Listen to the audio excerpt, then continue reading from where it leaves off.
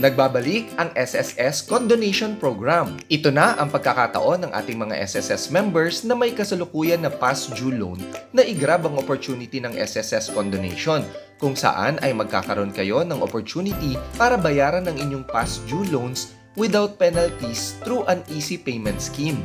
Kasama dito ang mga SSS member na may loan obligations sa kanilang salary, calamity, emergency, and restructured loans. Ganun na rin sa salary loan early renewal program. Qualified dito ang mga SSS member na merong past due short-term member loan at the time of their applications.